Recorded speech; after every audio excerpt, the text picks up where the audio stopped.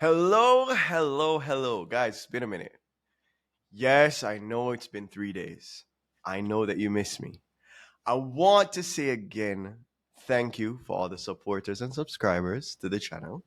We are officially upwards of our first 2,000 subscribers. Thank you so, so much for all the positive feedback through subscribers, comments, people who've been sharing the channel. I am overwhelmed with just excitement and a certain level of enthusiasm towards the channel and towards y'all.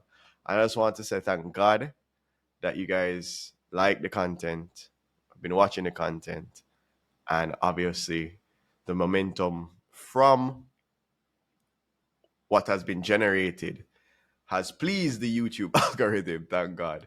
And we're steadily climbing. And I just want to say thank you. More than anything, thank you. Because you don't have to. And I'm just, again, so thankful. Thank you. Thank you, thank you, thank you.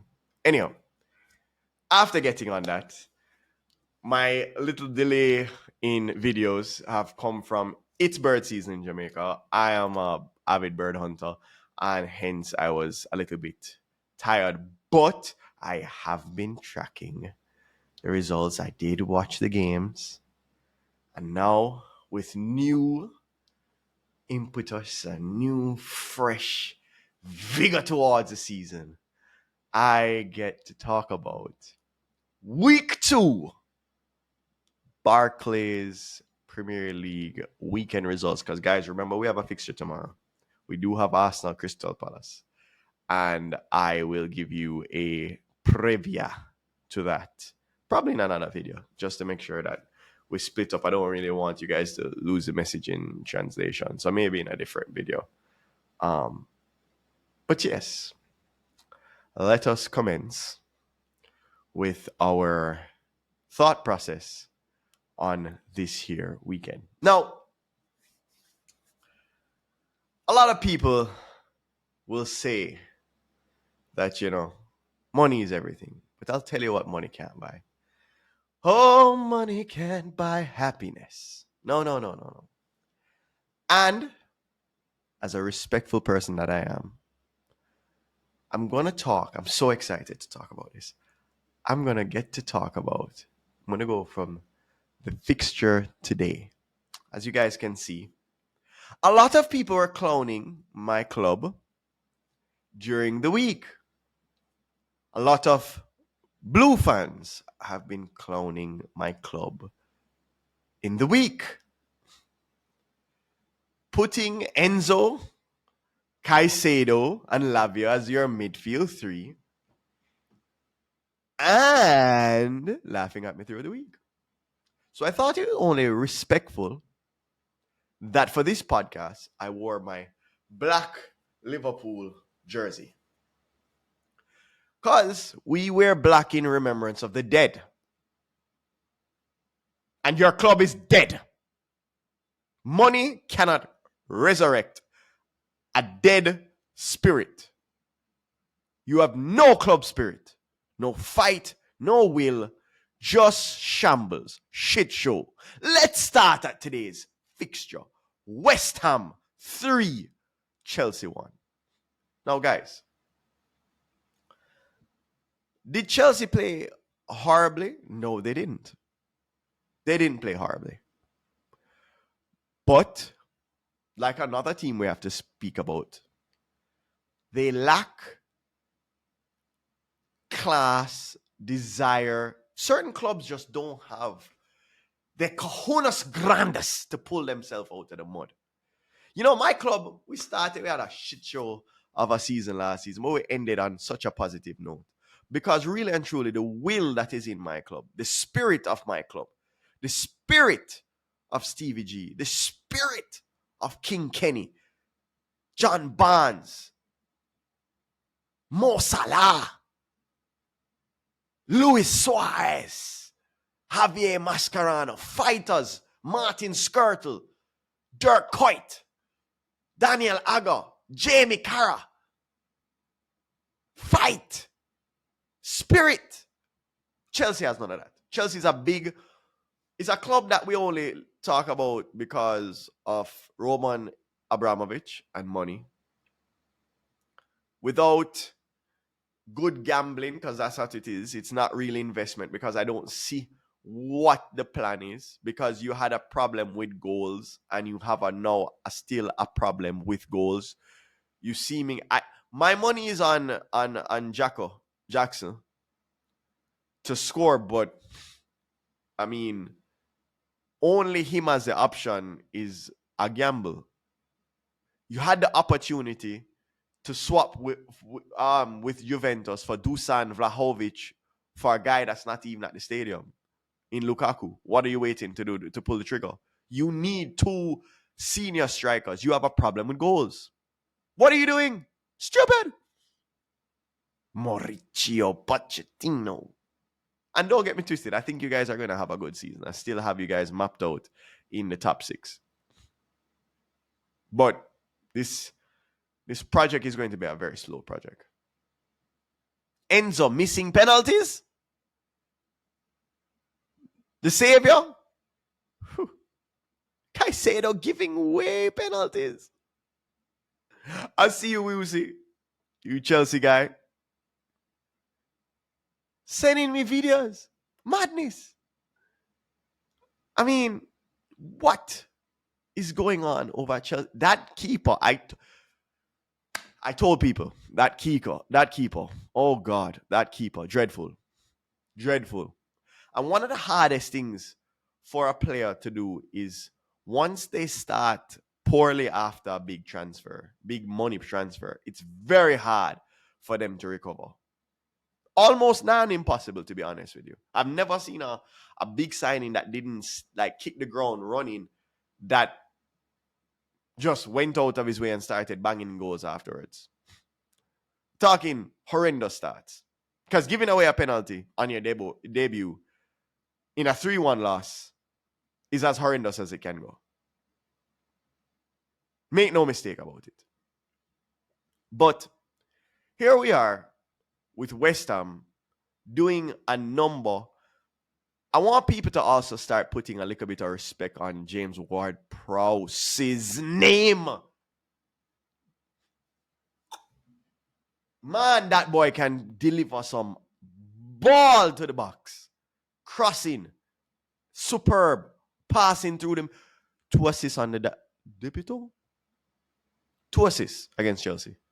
Brilliant. And he's going to be such an X factor for them. I think West Ham is going to smartly forget about Declan Rice very, very quickly. If not already.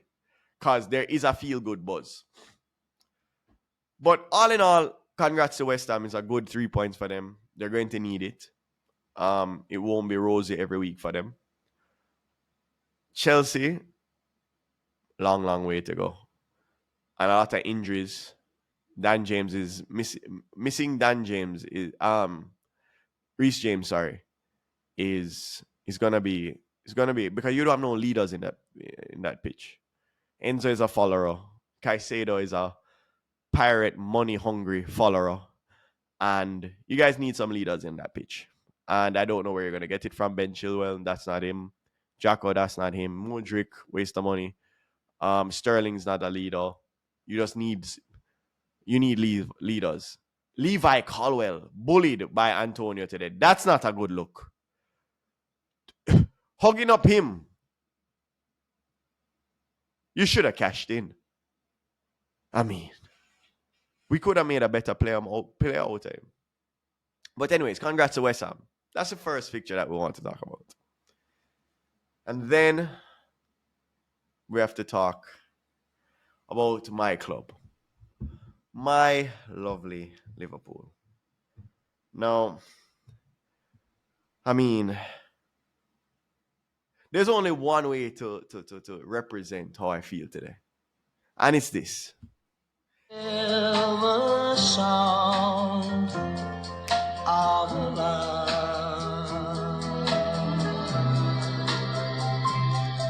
Walk on to the wind. Walk on through the rain, and your dreams be tossed and blown.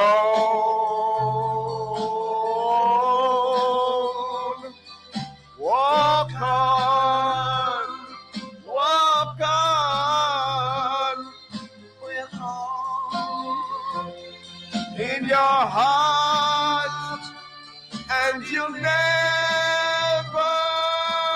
walk alone. You never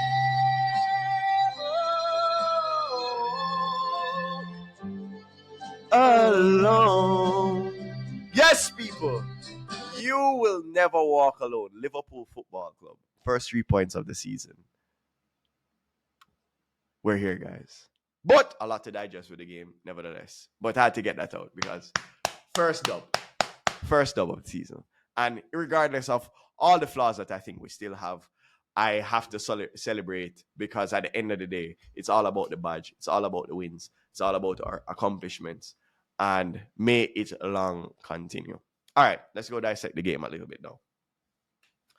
Liverpool 3, Bournemouth 1. First of all, first 10 minutes, shaky as you can get. As shaky as you can get. We've seen the weaknesses in Trent in the first 5 minutes. We've seen the weaknesses in lack of concentration, the lackadaisical nature of Van Dijk in the first 5-10 minutes. The goal came from a lack of focus, a lack of intensity in the first, I think it was 9 minutes, 10 minutes, right? 9 minutes, 39 seconds or something like that. Guys, the slow starting has to stop. And we need a certain level of intensity. Now, I think we made Bournemouth make a little bit too much of a game of that. I hope the Premier League puts on its big boy boots and rescinds that red card for Maka. Absolutely. A yellow at best and a soft yellow. Guys, that's not a red card. Absolutely. In no world that you can see, that is not a red card. As a matter of fact, I'm going to tweet that right now. Forgot to tweet that today, guys. That cannot be a red card. It can't be. In no world can that be a red card. He brushed him. Yes, albeit the boots was high, and he could have been, let's just say, a little bit more careful. But guys, that's not a red card, especially not a straight red. That would mean that Maka is out for 3 straight games. Come on, guys. That's just abysmal. These refs for the season have started ridiculously horrible. But all in all, we beat a team that we're supposed to beat. Diogo Jota, very little out of him. I am not in the least bit impressed by Diogo Jota. I do believe that Darwin Núñez should be our starting striker. He gives us a different dynamic. That slashing to the goal instead of trying to just drop off almost to the 18-yard box when he can't shoot from the 18-yard box and score. Jota doesn't have that sort of capability. I understand the link-up play, but if you're going to need somebody to link up the play, then stop putting Gakpo out of the false 9. Put him where you want him at the false 9 because he's a better link-up play than Jota. But you don't put Gakpo at the 9 because he's not as good as a finisher or that Jota or Núñez is. So put the out-and-out 9 there. Put the out-and-out 9. Please use a double pivot and use Gakpo as a 10 or a left winger. We see Trent limping off. Not a massive problem to me because whereas years before we depended on Trent for a lot of creativity, these days now we have a lot of creative mids. You saw Dominic Szoboszlai, workhorse, brilliance, pen, creating. I mean, just a spark plug in the midfield. Good little cameo for Endo. Safe, no risk passing. looks to need he needs to catch up to the pace of the Prem. But I expected that again. No major errors from him, and he'll grow into the jersey and the badge. And I expect a CDM to come in alongside him. As I said, I don't say Endo, not Enzo, Endo, Wataru Endo, right? To be a full-time starter for my club. Coveted three, but I don't think him going to be a starter. I hope not, at least, if our front office knows what it's doing. All right. If I had to give a letter grade for Liverpool's performance against Bournemouth, I would have to say it's more of a C plus. I wasn't really too impressed. Um, I can't give you a high grade when you're conceding first to Bournemouth. That's just unheard of. Konate looks a little bit out of form. Needs to pick up his performance. And Van Dijk as well. Robbo had a brilliant game as far as I'm concerned. And all in all, as I said, good 3 points for us. The other big game, however, for the day, right after our game, was Manchester United versus Spurs. Guys, I told you, I told you, I told you, I told you, I told you, I told you, I told you, I told you. That midfield will never work. No balance. Mason Mount is not a deep passing midfield. Manchester United, nil. Spurs, deuce. Guys, that midfield will not work. Casemiro has aged 1 year going on 10 years.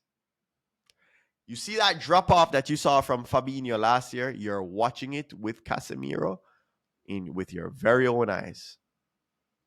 He is an old footballer past his prime. And the only way you can make a footballer like that look good is if you have a more active, robust midfielder beside him that can string passes. Casemiro has never been a pass tempo playing midfielder. He's an enforcer. And when an enforcer starts to lose his legs, he's later in the challenge and he can get overrun far easier. That's what you're watching. Mason Mount cannot play beside Casemiro with Bruno Fernandes as an 8. Those are not 8s. Those are 10s. They play no defense. So they leave the transition game to Casemiro alone and he gets caught out. He gets found out immensely. That's why Marcos Cunha was running past everybody, because he had the pace to just beat Casemiro. He wasn't afraid anymore because he knew he could run around him each time. How brilliant is this? Eric Ten Hag is the new Ole at the wheel. Ole at the wheel. Ole at the wheel. Guys, he is the next one-hit wonder. Ole Gunnar Solskjaer, remember, got you guys to second place. Dus. Not third. Second. The guy that you guys cuss. Ole, oh God, Ole, oh. Got you to second. Eric Ten Hag has bottled the transfer window, going for players that he likes, not players that are good. Guys, there is a massive reason why you have one season wonders. Guys, Lisandro Martinez is getting found out. He is getting found out. Luke Shaw looks like a shell of himself. He was in my fantasy team. I need to get him out of there. Wan Bissaka is decent, but he's not it. Shitini is not it.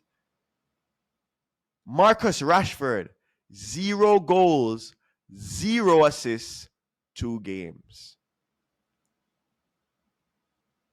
Anthony, same thing. Garnacho. Nacho got a nacho. He wanted number 7. The next Cristiano Ronaldo for Man U. Shit. Absolute shit. Nothing good with him. Only knows how to run at defenders. If you can't beat him, there's no football intelligence past that. Eric Ten Hag, stubborn. You cannot win in the Premier League if you cannot accept the fact that you can be wrong.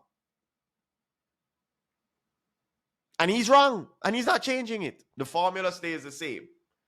Very much like the critique that I have of Jurgen Klopp. The only way you can win with that is if you have a winning formula. And it's very hard to keep that winning formula in the Premier League because with all the analytic data in modern football, you get found out really quick. So if you can't adapt a la Pep, where he can go to a back 3 and then a back 4 the next week, and then a back 5 the next week after predicated on the opponent he's playing, you get found out quickly.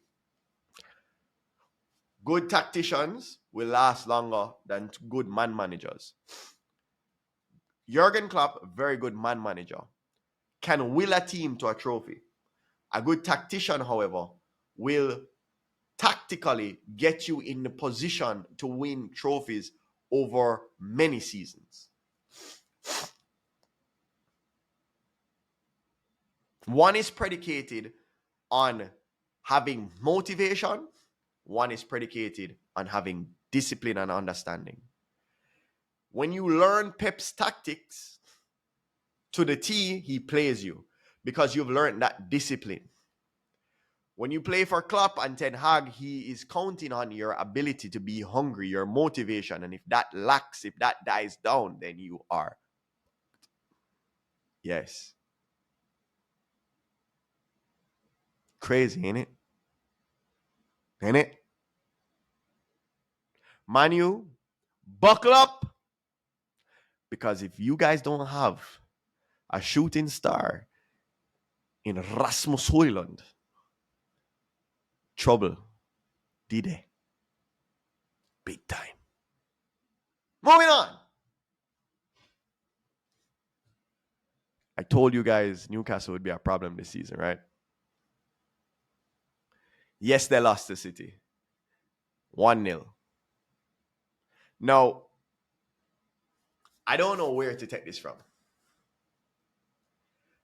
I don't know if we take it from the angle of De Bruyne is out, less chances created, and hence City were not as dynamic, or do I take it as Newcastle has found a way to stunt the dynamism of Manchester City? And I believe it's the latter. Man City and Pep teams, a lot of creative players. One thing that they've never been able to deal with, which is why we always have back and forth results with Manchester City and Liverpool over the years, they don't deal well with robust, hardworking teams. Teams that are not afraid and want to go gung-ho at them. They'll press them and they will fight them in the midfield. Tonali is exactly that. I told you, he's a fusion of Pirlo and Gattuso to me. Guimaraes, Bruno, exactly that. Fighter. Joe Linton, bruiser, fighter. But in all of that, they have a lot of craft with them, a lot of skill. I think what I saw was something that I was wrong about. The defensive prowess of Newcastle is real. It's real and it's going nowhere. Guys, it's going nowhere. Newcastle, they're in the top 4. I have to call it as I see it. Which makes things very, very slippery for my team and other regular legacy top 4 teams. I mean, it is just a bit worrying. They've developed a really good squad over there. The backline, solid. Goalkeeper, above average, not fantastic, but above average. Isak, solid, dynamic. Almiron will come and go. Harvey Barnes will come and go, but above average wingers. Aaron Gordon, same. Spark plug. Willock, spark plug. Dan Burn, Imperious. I mean, they have a squad, guys. And Eddie Howe is a fantastic manager.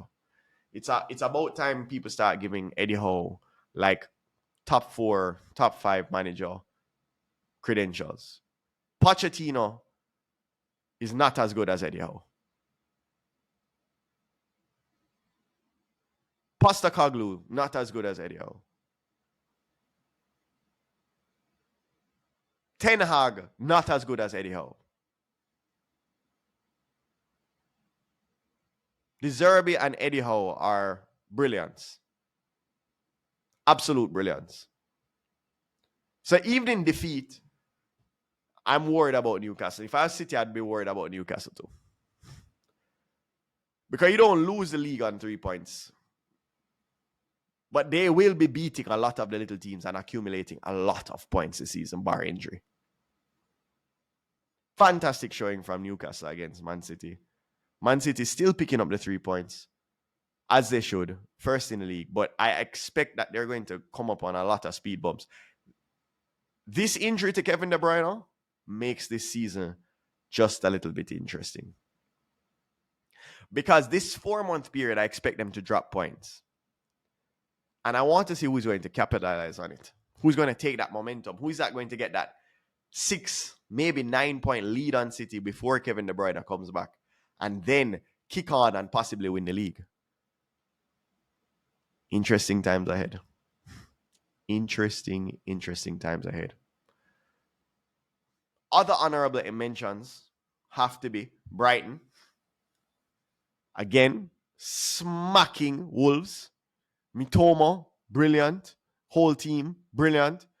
No lull from losing Caicedo. The manager said something so empowering. So you can buy the players, you can't buy the spirit. Going back to what I said earlier.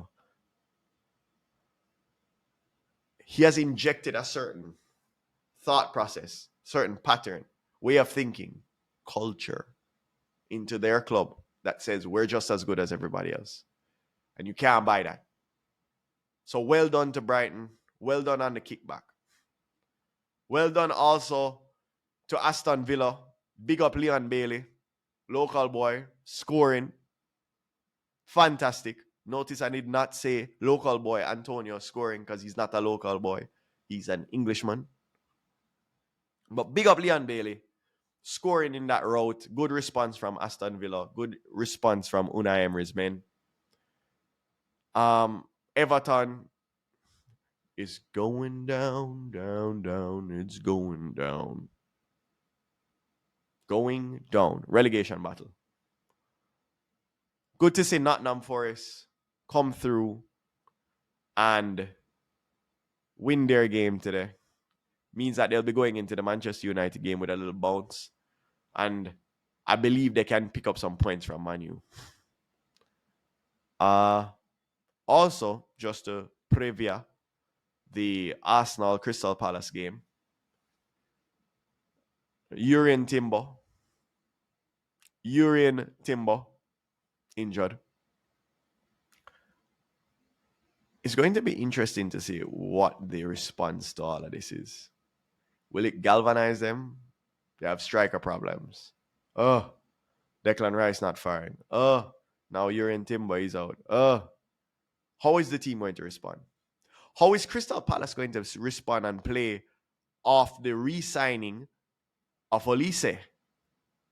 Sounds like he made a good choice this time, eh? Huh? Yes. Well done, Olise. And I hope you score against Arsenal tomorrow. I'm going for Arsenal, Crystal Palace to be a 2-2 draw. I believe there's going to be fireworks. I believe Edward is going to score. I believe Olise is going to score. I believe Saka gets a double. And I go in for a 2-2 draw. Anyhow, guys, thank you so much for watching. Again, watch, share, subscribe, and comment. It helps the algorithm, especially the comments. Touch that little bell, if you will. And I'll see you guys next time. Have a good night.